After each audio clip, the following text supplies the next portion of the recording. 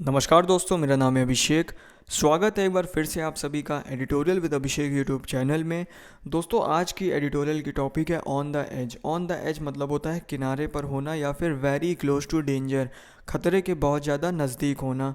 Russia should create conditions for a constructive dialogue with Ukraine. अब दोस्तों, constructive dialogue मतलब होता है जब दो डिफरेंट ग्रुप्स जिनके बिल्कुल अपोजिट बिलीव्स होते हैं, बिल्कुल भिन्न विचार होते हैं, उनके बीच में एक बातचीत होती है और वो बातचीत जो होती है कुछ पॉजिटिव आउटकम रिजल्ट करती है। उसको हम कहते हैं कंस्ट्रक्टिव डायलॉग। ठीक है, तो रशिया को कुछ ऐसी कंडीशंस क्रिएट करनी चाहिए, रशिया को कुछ ऐसे रास्ते निकालने चाहिए जिसके वजह से उसके और यूक्रेन के बीच में कंस्ट्रक्टिव डायलॉग हो सके, उसके और यूक्रेन के बीच में एक अच्छी बातचीत हो सके। ठीक है, इसके लिए रशिया को कुछ कंडीशंस या फिर कुछ रास्ते निकालने पड़ेंगे। The missile incident in Poland in which 2 people were killed. अभी दोस्तों, हाल ही में जो पोलैंड में एक मिसाइल इंसिडेंट हुआ है जिसके वजह से 2 लोगों की मौत हो चुकी है, should serve as a warning. वो एक चेतावनी के रूप में लिया जाना चाहिए। The Ukraine conflict could potentially spill over into a wider war between nuclear armed Russia और नाटो।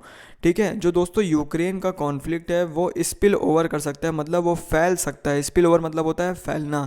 वो फैल सकता है और वो रिजल्ट कर सकता है एक वाइडर वॉर में, एक बड़े युद्ध में। ठीक है, किसके बीच में? न्यूक्लियर आर्म्ड रशिया और नाटो के बीच में। The Russia invasion of its neighbouring country. दोस्तों, इन्वेजन मतलब होता है आक्रमण या फिर हमला। दोस्तों, रशिया के द्वारा जो उसकी नेबरिंग कंट्री यूक्रेन पे हमला किया गया है, आक्रमण किया गया है। And NATO's decision to back Ukraine with military supplies. और दोस्तों, जो नाटो का डिसीजन है, जो नॉर्थ अटलांटिक ट्रीटी ऑर्गेनाइजेशन का जो निर्णय है कि वो यूक्रेन को मिलिट्री सप्लाई के साथ सपोर्ट करेगा, बैक मतलब होता है सपोर्ट करेगा, have brought the two sides to an eyeball to eyeball situation। eyeball to eyeball situation मतलब होता है फेस टू फेस, मतलब कि इस सिचुएशन ने दोनों देशों को एक दूसरे के सामने लाकर खड़ा कर दिया है। With only a spark needed for a conflagration. Spark मतलब होता है चिंगारी, कॉन्फ्लाग्रेशन मतलब होता है कॉन्फ्लिक्ट या फिर वार, मतलब केवल एक चिंगारी की, केवल हल्की सी एक चिंगारी की ज़रूरत है और दोस्तों ये सिचुएशन जो है वो एक बड़े युद्ध में कन्वर्ट हो जाएगी, एक बड़े कॉन्फ्लिक्ट में कन्वर्ट हो जाएगी। Immediately after this missile exploded inside Polish territory. दोस्तों, जैसे ही ये मिसाइल जो है वो पोलिश टेरिटरी के अंदर गिरी, उसके अंदर एक्सप्लोड हुई। पोलिश टेरिटरी मतलब पोलैंड के क्षेत्र के भीतर गिरी, which is a part of NATO. अब दोस्तों, पोलैंड का जो क्षेत्र है वो नाटो के क्षेत्र के अंदर आता है। ठीक है, Ukraine president Volodymyr Zelensky blamed Russia. तुरंत ही दोस्तों यूक्रेन का जो प्रेसिडेंट था जेलेंस्की, उसने रशिया के ऊपर आरोप लगा दिया। Calling it an attack on the west collective security. Zelensky ने कहा कि रशिया के द्वारा ये जो हमला है वो वेस्ट की कलेक्टिव सिक्योरिटी पे एक हमला है, मतलब नाटो की सिक्योरिटी पे एक हमला किया गया है। And a significant escalation. Escalation मतलब होता है जब दोस्तों कोई चीज़ की इंटेंसिटी बहुत ज़्यादा बढ़ जाती है। मतलब उसने बोला कि ये जो वॉर है रशिया के द्वारा, उससे ये जो हमला है रशिया के द्वारा, उससे वॉर में एक सिग्निफिकेंट इंटेंसिटी इंक्रीज देखने को हमको मिलेगी। Russia quickly distance itself from the incident. और तुरंत ही दोस्तों रशिया ने मतलब रशिया ने ये जो आरोप लगाया है जेलेंस्की द्वारा, इससे किनारा किया, मतलब तुरंत ही रशिया ने इसके खिलाफ स्टेटमेंट दी। But at least for a few hours the world was on edge amid fears of this incident triggering an open war. लेकिन दोस्तों, भले ही कुछ देर के लिए, लेकिन दोस्तों पूरे विश्व में एक डर बैठ गया था कुछ ही घंटों के लिए कि दोस्तों ये जो वॉर है, क्या पता ये रशिया और नाटो के बीच में वॉर ना हो जाए। मतलब कि इस कंडीशन से जो पोलिश टेरिटरी के अंदर जो मिसाइल गिरी है, इसके वजह से जो वॉर है वो रशिया और नाटो के बीच में ना कन्वर्ट हो जाए। But NATO leaders including US president Joe Biden responded firmly and responsibly. लेकिन दोस्तों, जो नाटो के लीडर्स थे, जो नॉर्थ अटलांटिक ट्रीटी ऑर्गेनाइजेशन के जो बहुत सारे लीडर्स थे, मेनली जो दोस्तों यूएस के प्रेसिडेंट है, जो यूनाइटेड स्टेट्स के प्रेसिडेंट है जो बाइडन, उन्होंने बहुत ही जिम्मेदारी और बहुत ही फर्मली, बहुत ही दृढ़ता से इस कंडीशन को, इस सिचुएशन को संभाला। Mister Biden who was in Bali to attend the G20 meeting. अब दोस्तों, मिस्टर बाइडन इस समय जिस समय दोस्तों ये जो मिसाइल हमला हुआ है, उस समय मिस्टर बाइडन जो थे वो बाली में थे, मतलब इंडोनेशिया में थे। वहाँ पे G20 मीटिंग चल रही थी। Publicly refuted Mr Zelensky's claim. Refuted मतलब होता है दोस्तों किसी चीज़ का खंडन करना या फिर किसी क्लेम को गलत ठहराना। उन्होंने पब्लिकली, मतलब सबके सामने, जो जेलेंस्की के द्वारा क्लेम किया गया था कि ये हमला जो है वो रशिया के द्वारा किया गया है और ये वेस्ट की सिक्योरिटी पे एक हमला है, उस बात का खंडन किया, saying it was unlikely that the missile came from Russia. Biden ने कहा कि ऐसा बहुत ही मुश्किल है, ऐसा कहना बहुत ही मुश्किल है कि ये हमला जो है वो रशिया ने किया है, which police and NATO authorities confirm later. और बाद में दोस्तों पुलिस की अथॉरिटी मतलब कि पोलैंड के अथॉरिटीज़ द्वारा और नाटो की अथॉरिटीज़ द्वारा ये कन्फर्म भी कर दिया गया था कि ये हमला जो है वो रशिया द्वारा नहीं किया गया। What hit Poland was a Russian made S-300 defence missile. अब दोस्तों एक्चुअली में पोलैंड में जो मिसाइल गिरी थी वो एक S-300 डिफेंस मिसाइल थी, most likely fired by Ukraine against a Russian missile. और ज़्यादा उम्मीद ये लगाई जा रही है कि दोस्तों ये यूक्रेन ने ही रशियन मिसाइल से बचने के लिए इस डिफेंस मिसाइल का इस्तेमाल किया होगा। While their sober response avoided a showdown. Sober मतलब होता है सीरियस, मतलब बोला जा रहा है दोस्तों उनके सोबर रिस्पांस ने, किनके सोबर रिस्पांस ने, नाटो के लीडर्स और बाकी लीडर्स के द्वारा जो सोबर रिस्पांस है, एक सीरियस रिस्पांस देखने को मिला है, इससे एक शोडाउन होते होते बच गया। मतलब इससे एक शोडाउन जो था वो अवॉइड हो गया। शोडाउन मतलब होता है एक फाइट, एक बहुत बड़ा आर्गुमेंट होने से बच गया। The incident has highlighted the risk of this hair trigger situation.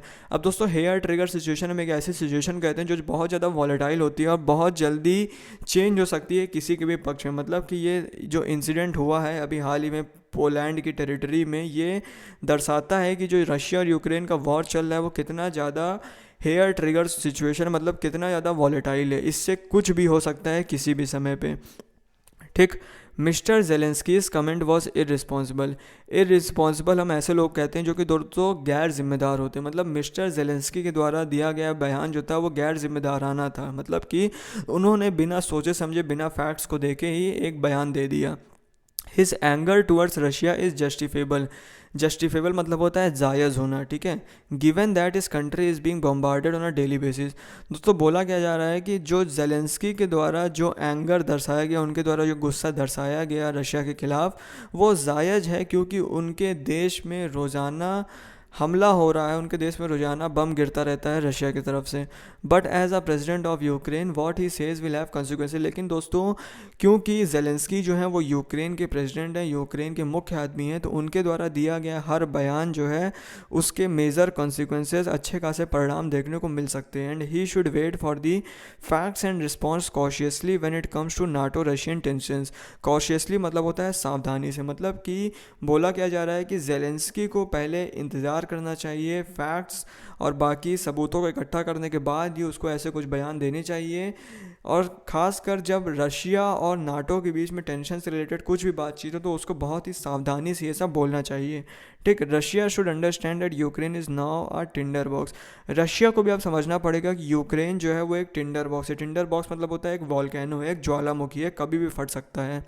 To overcome its battlefield failure, अपने आप को मिली बैटलफील्ड में जो हार है, मतलब बैटलफील्ड मतलब युद्ध क्षेत्र में मिली रशिया को जो हार है, उसको ओवरकम करने के लिए, उससे पार पाने के लिए Russia is now deliberately targeting Ukrainian infrastructure.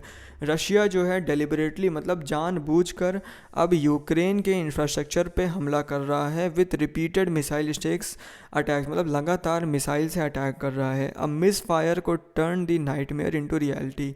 और दोस्तों एक गलत हमला, एक मिस फायर इस नाइटमेयर को हकीकत में कन्वर्ट कर सकता है। नाइटमेयर मतलब क्या होता है दोस्तों, ये जो डरावना सपना है नाटो और रशिया के बीच का वॉर, इसको कन्वर्ट कर सकता है हकीकत में।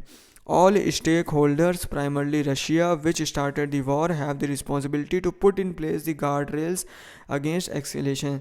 दोस्तों जितने भी स्टेक होल्डर्स हैं, स्टेक होल्डर मतलब जितने भी मेंबर्स हैं इस वॉर के, मेनली रशिया जिसने कि इस वॉर को, इस लड़ाई को शुरू किया है, इस युद्ध को शुरू किया है, have the responsibility to put in place the guardrails. Guardrails मतलब समझते होंगे दोस्तों आप, जब दोस्तों आप रोड में चलते हैं तो उसके बगल में बॉर्डर लगे होते हैं जिससे कि आप दोस्तों रोड के किनारे ना गिर सकें।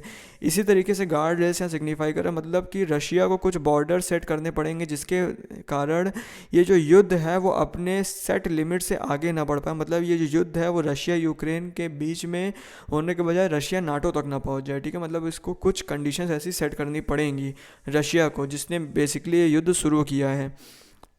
दे should turn the diffusion of the Polish crisis into an opportunity for open dialogue. Diffusion मतलब होता है फैलना।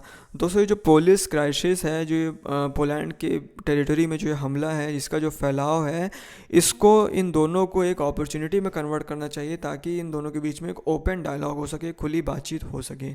As the US chairman of the joint chiefs of staff general Mark Milley. अब दोस्तों जो US joint chief of staff के chairman हैं Mark Milley, उनके द्वारा ये बताया गया, उनके द्वारा ये पॉइंट आउट किया गया है, the conflict could inter into a frozen stage during winter, कि सर्दियों के मौसम में ये जो कॉन्फ्लिक्ट, ये जो युद्ध है, वो एक फ्रोजन स्टेट में पहुंच सकता है, एक डोरमेंट स्टेज में पहुंच सकता है, जहां दोस्तों दोनों के ही बीच में युद्ध जो है वो कुछ समय के लिए बिल्कुल स्थिर कंडीशन में पहुंच जाएगा। Despite Ukrainian territorial gains, it is unlikely its forces will be able to expel Russian।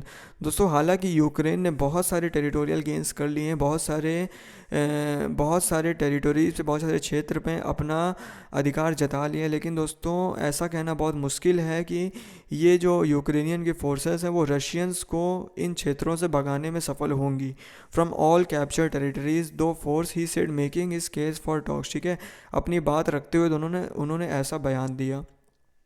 ठीक, mister Zelensky reportedly under US pressure. अब दोस्तों मिस्टर जेलेंस्की जिनके पास, मतलब जिनके ऊपर यूएस का प्रेशर है, जिनके ऊपर अमेरिका का प्रेशर है, change his earlier position that he would not hold talks with mister Putin. दोस्तों इनके द्वारा, जेलेंस्की द्वारा अर्लियर कहा गया था कि ये रशिया से तब तक बातचीत नहीं करेंगे जब तक पुतिन राजा रहेंगे, जब तक पुतिन जो है रशिया के लीडर रहेंगे तब तक ये रशिया से बातचीत नहीं करेंगे। लेकिन दोस्तों यूएस के दबाव के बाद मिस्टर जेलेंस्की ने अपने इस विचारधारा में बदलाव लाया है। So there is a small window for deescalation. तो दोस्तों हल्का सा एक रास्ता है, एक छोटा सा रास्ता है जहाँ से ये वॉर जो है वो डी एस्केलेट हो सकता है, मतलब ये वॉर की जो इंटेंसिटी है वो कम हो सकती है। Russia must respond with concrete proposals. वहीं दोस्तों रशिया को भी ज़रूरत है कि वो कुछ ठोस प्रस्ताव लेके सामने आए यूक्रेन के, and create conditions for a constructive dialogue. और दोस्तों एक कंस्ट्रक्टिव डायलॉग के लिए, एक अच्छी बातचीत के लिए कुछ कंडीशंस क्रिएट करें। तो दोस्तों ये था आज के एडिटोरियल की कंप्लीट एनालिसिस। आई होप आपको एनालिसिस समझ में आई होगी। कैसी लगी एनालिसिस प्लीज़ कमेंट बॉक्स में टाइप करिएगा। Thank you.